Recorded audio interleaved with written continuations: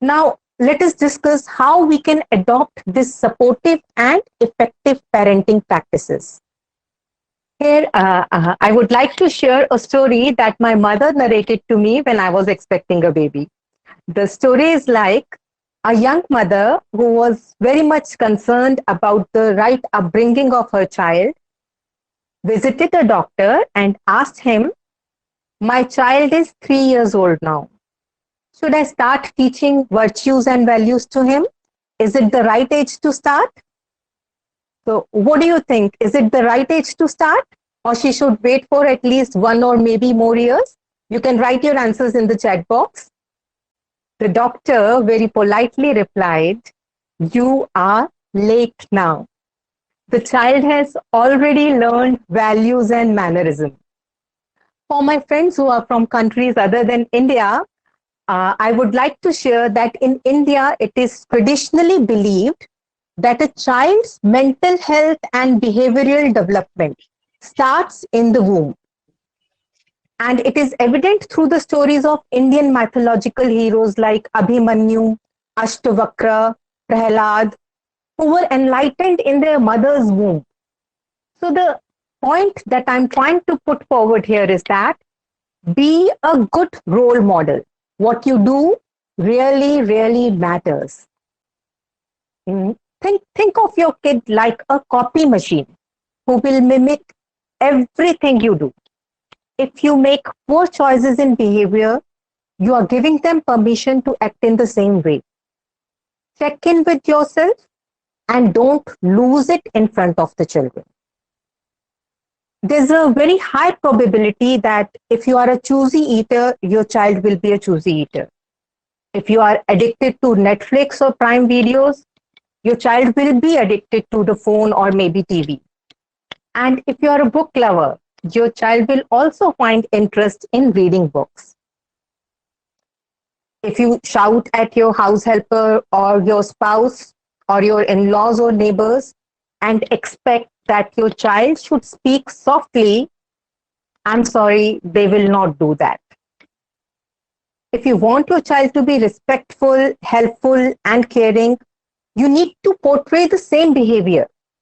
And at the same time, you need to talk to them about all these values. Here, I would like to share my experience. One of my relatives complained me that her son was addicted to phone, and she wanted me to talk to her son and counsel him. So when I was interacting with this child, I noticed that for the complete half an hour or 45 minutes, this lady was playing game on her mobile. In this particular type of situation, let me be very frank, counselors are not magicians. So as a parent, before expecting anything from children, we need to check ourselves. Another important principle to teach things to your child is you do the activity with your child and keep in mind that you have to make the experience casual and friendly.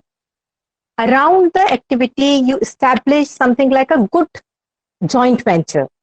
The younger your child, the easier it will be to involve them with yourself.